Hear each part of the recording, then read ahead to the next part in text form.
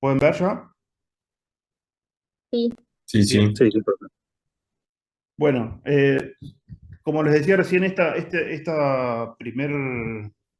primer encuentro es más que nada a modo informativo, eh, pero la idea obviamente es acompañarlos a ustedes en lo que es el transcurso de la PFO, que es una etapa eh, relevante en el sentido de, por lo menos desde mi punto de vista, digamos, desde mi opinión, digamos, en el tema de empezar a formar lo que es el criterio clínico o el razonamiento clínico, no refiriéndome exclusivamente a la clínica médica, porque sea el camino que prefieran seguir después, el razonamiento clínico va a estar siempre o debería estar siempre, y como ya se habrán dado cuenta o lo estarán sospechando, es bastante difícil de lograrlo a través de cuestiones teóricas o bibliografía, guías y demás. Es una cuestión meramente de práctica y de justamente razonamiento. Por eso el objetivo principal no solamente de estas tutorías, sino de la PFO, es que ustedes vayan adquiriendo, o mejor dicho, puliendo esas competencias que fueron viendo a lo largo de todas las materias clínicas, digamos, a través de lo que son las APROC. No sé si han escuchado nombrar o han leído algo de eso en cuanto en el transcurso del cursado o en el programa y demás. ¿Alguien sabe lo que son las APROC? Es una cuestión bastante pedagógica, No, pero la básicamente, verdad que no. sí. ¿Cómo? No, la verdad que nunca la escuché. Yo la verdad que hace poco también, porque es algo que se viene implementando ya desde el año pasado, cuando vieron que a nivel de la administrativa, la parte pedagógica de la facultad, cada tanto tiempo, periódicamente, tiene evaluaciones de lo que es CONEAU en cuanto a su programa de estudio, contenidos, objetivos y demás. Y una de las cuestiones que está en boga en el último tiempo es esto de las APROX, que es obviamente un acrónimo de, en general, ciencias de actividades profesionales confiables.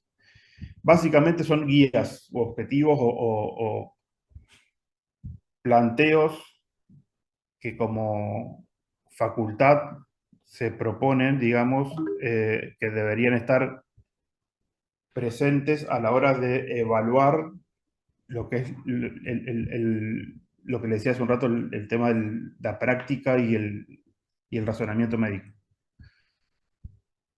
Son varias, estos solamente son los tipos.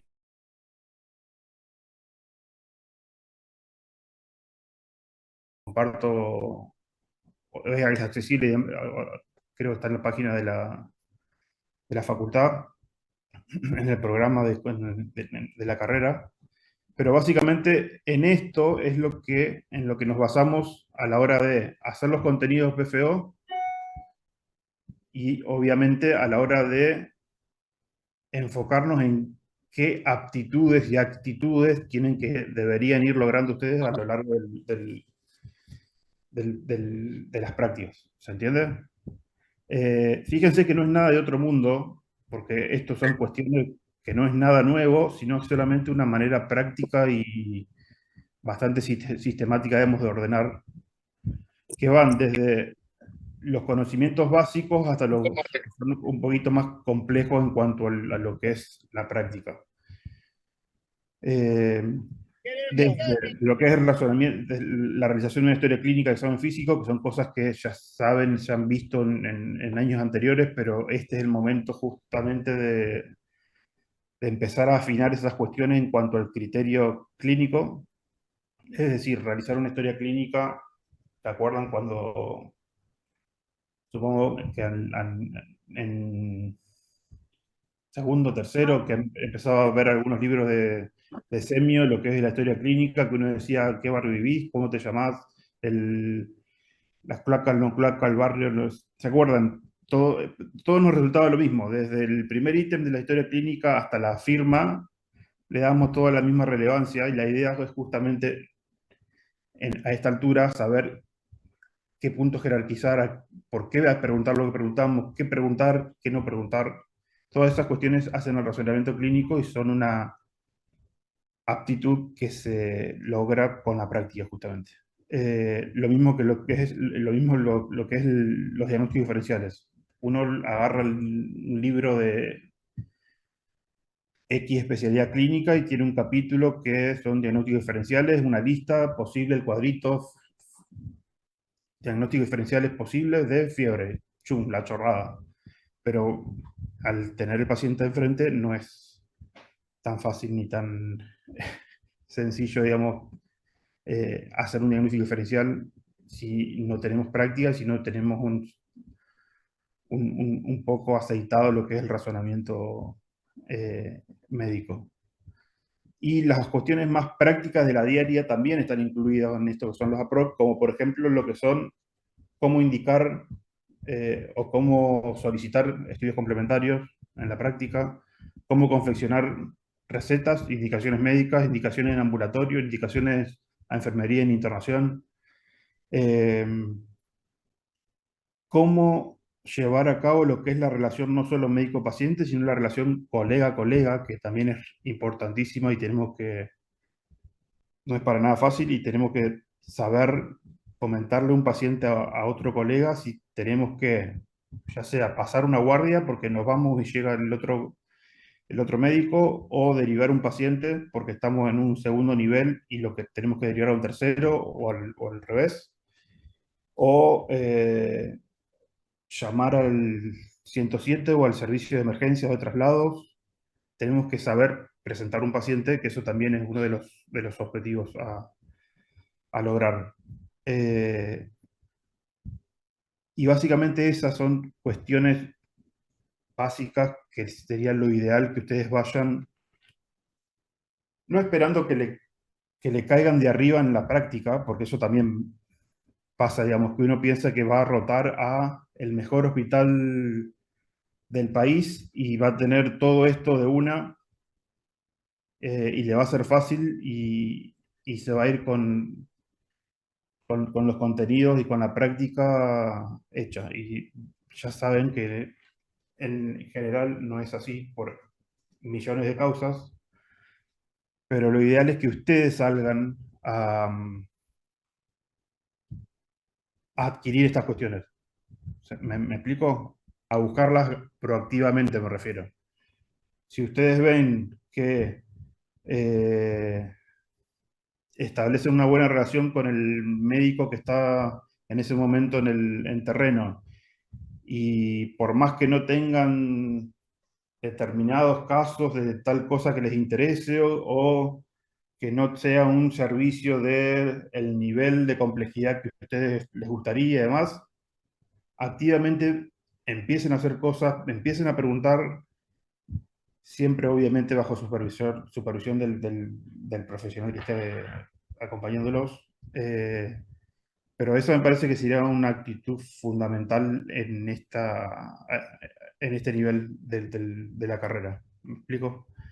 Eh, ¿Se acuerdan que desde el primer año el tema de las tutorías era enseñarles a aprender a través de sus propios medios aprender a aprender? La idea de ahora de este nivel es que ustedes también con esa idea traten de ir formando su propia práctica y su propio criterio clínico. Por eso aprovechen, sea cual sea el lugar que les toque para rotar, aprovechen los recursos que tengan a mano y si ven que les está faltando algún recurso, traten de crearlo ustedes mismos, ¿sabes? Porque en la práctica, justamente, sobre todo este año, son un montón, son casi 300, 250, si mal no recuerdo, y lamentablemente ni la disponibilidad de centros y de instituciones es la misma en todos los años, incluso cada vez menos. Eh, entonces aprovechen de tener la posibilidad de rotar por sea cual sea el lugar, pero traten de sacarle el mayor provecho en ese sentido. ¿Ah? Así que si quieren después les paso el link de un Drive donde está esto para que lo puedan ver bien en cuanto a la punto por punto, digamos, y más específicamente lo que es los encuentros y la dinámica del trabajo que les proponemos, en este caso todos los martes.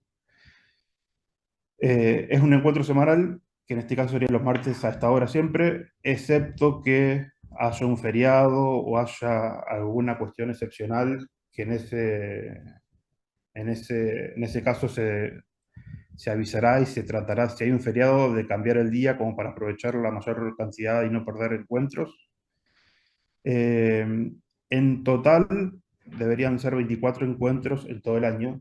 Recuerden que es transversal, así que sean cual sea la rotación que estén, van a ser 24 encuentros durante todo el año, excepto también las semanas de examen, que esas semanas no tendríamos las tutorías, pero sí van a haber, probablemente nos sobren algunos días de encuentro como para repasar temas o ver cuestiones específicas que por ahí les interesen y demás, que eso lo vamos a ir viendo más adelante. Como les dije antes, los encuentros no son obligatorios para quienes estén rotando por simulación, y la idea en cada encuentro es presentar un caso, en realidad, que ustedes les interese o les haya llamado la atención por X motivo en la práctica. ¿Sabes? Para eso la idea es hacer grupos de 3, y ese grupo de 3 estudiantes va a presentar solamente un caso en el año, así que es algo bastante sencillo en ese sentido, pero sí tenemos que tratar de respetar estas cuestiones de criterios, digamos, para que sea más o menos homogéneo la modalidad para todos, respetemos los tiempos, tratemos de hacerlo más o menos similares por una cuestión de organización. La idea es que en cada grupo que presente se tome 10 minutos para lo que es la presentación del caso clínico, que ahora yo después les voy a mostrar un ejemplo, así ya lo van pensando. 30 minutos para lo que sería una actualización teórica o bibliográfica sobre el caso que presenten, y unos 20 minutos aproximadamente para discutir entre todos el tema de el caso a discusión. ¿Se entiende? O sea, ¿qué hubiesen hecho ustedes? ¿Qué les parece? Si alguien leyó otra cosa, si alguien hubiese hecho otra cosa, ¿por qué sí, por qué no? Etcétera.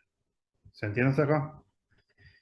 Profe, una pregunta con Sí, respecto a los 30 minutos. Cuando vos decís sí, actualización bibliográfica, estás hablando de que pongamos un poco de teoría sobre la patología sí. que abarca el caso, sería. Sí, yo ahora les muestro un caso de ejemplo, digamos, y les comento bien para que vean. Dale, perdón. Obviamente que todo esto es flexible, no es que van a tener, si tienen 11 minutos está mal, si tienen 9 minutos está mal, me explico, o sea, es una guía como para que más o menos nos organicemos en cuanto a los tiempos y seamos ordenados en ese sentido y que todos tengamos más o menos los mismos criterios. En el caso de que ustedes quieran hacer una presentación de un caso de gineco, de pediatría, de cirugía, en ese caso, lo ideal sería que lo antes posible nos avisen, me avisen a mí a través del aula, por un mensaje privado o en el foro, mejor por un mensaje privado, porque para esos casos ya tenemos docentes invitados de las diferentes áreas, eh, que ya saben que en el caso de que alguien quiera presentar un caso de gineco, de pediatría o cirugía, ya están disponibles como para que los invitemos y participen dando su punto de vista. ¿Está? La idea es hacer una especie de Ateneo. Profe, Sí, con respecto a los grupos de 3 integrantes, ¿tendrían que ser 3 de la misma rotación no, o podríamos ser de distintas? Ah, de ok. los que quieran, como quieran ustedes. Listo. Esto al ser transversal y anual no hay problema en ese sentido. ¿Está? Buenísimo, gracias. Incluso si eso va a permitir que tengan más posibilidades y opciones de casos. Si algún compañero o compañera está rotando, no sé, por un lugar que tengan más, qué sé yo, pediatría, se puede unir con alguien que está rotando por otro lugar y presentar el caso que tengan que quieran. ¿Me explico? Entonces no hay problema en ese sentido.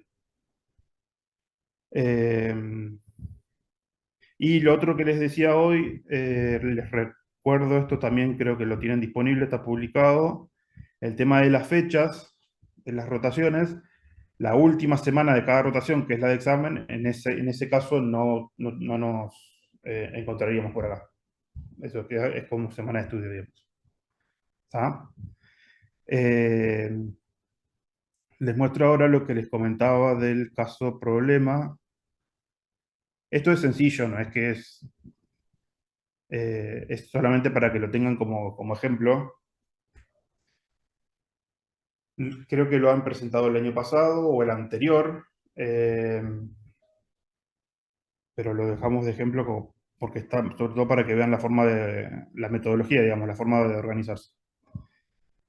Fíjense que lo primero que se pone acá es la contextualización de dónde están eh, eh, ubicados en cuanto al contexto institucional, si es primer nivel, segundo nivel, tercero, etc. Se hace la presentación del paciente en particular, como ya saben, digamos, en cuanto a origen, edad, etc. Si tiene o no tiene antecedentes patológicos, como una historia clínica, básicamente. Y la enfermedad actual, que sería esto en forma sintética, concreta. No se preocupen en aportar demasiada información textual de la historia clínica o poner mucho texto, porque ya saben que es bastante confuso, es bastante engorroso. Entonces, lo relevante, lo que es positivo al interrogatorio, al examen físico y nada más. Lo que no está es porque no lo tenía el paciente, no lo refirió. Vamos a tratar de hacerlo así, entonces lo hacemos bastante concreto. En este caso, fíjense que ponen los síntomas o el motivo de consulta, y la evolución, los síntomas acompañantes y demás. Esto sería parte de la enfermedad actual. Y en la primer pregunta disparadora, como para abrir un poquito de las opciones. ¿Está? Como para ver hasta este punto, con esta información que teníamos hasta acá, qué surge. ¿Está? Como principales diagnósticos diferenciales o sospechas. Acá ya se profundiza más en cuanto a datos positivos o que hayan quedado de la anamnesis y lo que es lo positivo del examen físico. Eso se los recalco porque no tiene sentido que pongan no ictericia si no tiene ictericia. Directamente no mencionan. ¿Se entiende? Entonces, vayan directamente a lo positivo y nada más. Pueden aportar videos, pueden aportar fotos, lo que quieran. Eso queda a criterio de ustedes. Obviamente, aprovecho para recordarles que todo lo que es fotos de pacientes, de datos personales y demás, no deben ser datos identificatorios. ¿Tá? O sea que si sacan una foto de no sé, radiografía, que no aparezca, o una tomografía, que no aparezca el nombre de la persona, ni el DNI, ni nada de eso, por cuestiones de privacidad del paciente. Eh, Más datos positivos al examen físico y los diagnósticos presuntivos que se sumarían o que se reconsiderarían con estos datos nuevos que se le aportan a la anamnesis. ¿Hasta acá se entiende? Es bastante sencillo, digamos. Sí, sí. Sí, sí, sí. Bien. Una vez que dijimos, anamnesis y examen físico, empezaríamos a presentar los exámenes complementarios, sea cual sean los que tengan disponibles. También en forma racional, digamos. Me refiero con determinado criterio. No tiene sentido presentar, o en todo caso se discutiría después si tenía sentido presentar, pedirle tal estudio a un paciente si no estábamos pensando en determinada patología o en determinado diagnóstico y demás. Y es importante también esto, que hagamos también una interpretación clínica de los exámenes complementarios. No tiene sentido poner, esto porque es un PDF y no tiene animación, pero primero se había puesto el laboratorio y después se hizo la interpretación clínica de cada hallazgo que se encontraba en el laboratorio. ¿Tá? Como para que quede más resumido y más pensado, digamos, el aporte que nos está dando el laboratorio en este caso. Lo mismo con las imágenes. Este era un video de la tomografía, sea cual sea el estudio complementario que tengan y que les parece relevante a fines diagnósticos, lo van informando acá. No hace falta también tener un informe escrito del imagenólogo se puede hacer, si ustedes tienen la oportunidad de hablar con el médico que hizo la tomografía, o con el, no sé, el médico de planta o el residente o quien sea, en el caso de estén, por ejemplo, en protección hospitalaria, que más o menos ya tienen una idea o un diagnóstico imagenológico, lo ponen acá, digamos, no como un informe médico, sino como una descripción, digamos, de la imagen. Bien, y acá ya entraríamos más en lo que son el diagnóstico más probable, por todos los datos que fuimos sumando en cuanto a la anamnesis, examen físico, exámenes complementarios y demás. Vamos sumando los pros y contras, como les dice acá.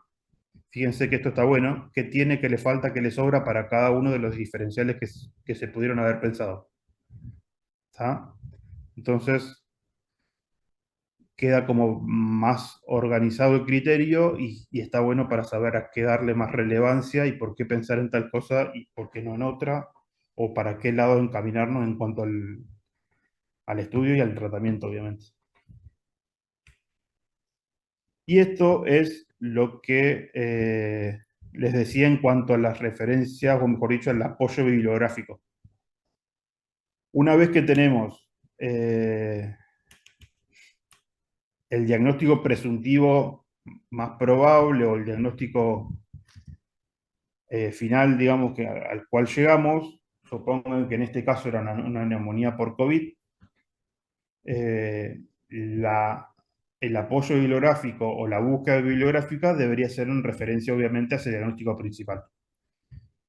Fíjense acá que en este caso hicieron una búsqueda de neumonía por COVID más con infección o sobre infección bacteriana. ¿Qué frecuente era?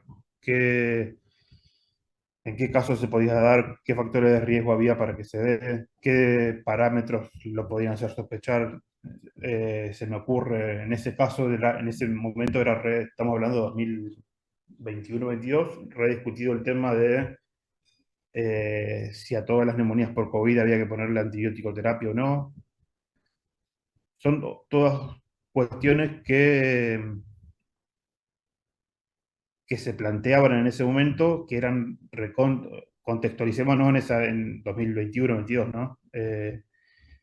Eran cosas que se discutían permanentemente, que era minuto a minuto, información nueva, vos te ponías a buscar bibliografía y era impresionante, gente a favor de tal cosa, evidencia en contra de la otra, entonces este era un tema bastante discutido, por eso supongo que habrá sido de interés en este caso. Hicieron la búsqueda, en este caso en Cochrane, que fíjense que fue en 24, aparentemente sí, un metaanálisis que incluyó varios estudios, varios pacientes en determinada fecha y demás. Entonces eso fue la búsqueda bibliográfica que se hizo en ese momento.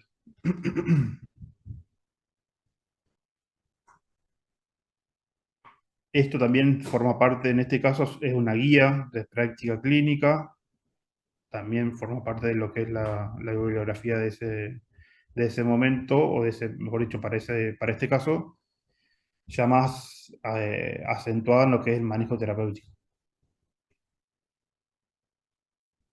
Las definiciones de, de lo que es neumonía por COVID. Y esto sí es más en concreto el manejo que se hizo con este paciente de este caso particular. En este caso serían eh, indicaciones para enfermería en internación.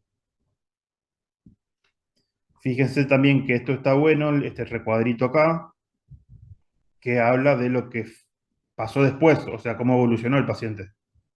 Que esto está bueno, no siempre se puede hacer, porque a lo mejor es un caso de, no sé, les toca a un paciente con X motivo de internación que justo se tuvo que trasladar, o le dieron el alta y le perdieron ustedes después el seguimiento y demás. Pero en el caso de que tengan acceso a estas cuestiones de la evolución posterior al ingreso y a los primeros días de internación, está bueno también como para informarnos y para saber bien cuál fue la evolución del paciente.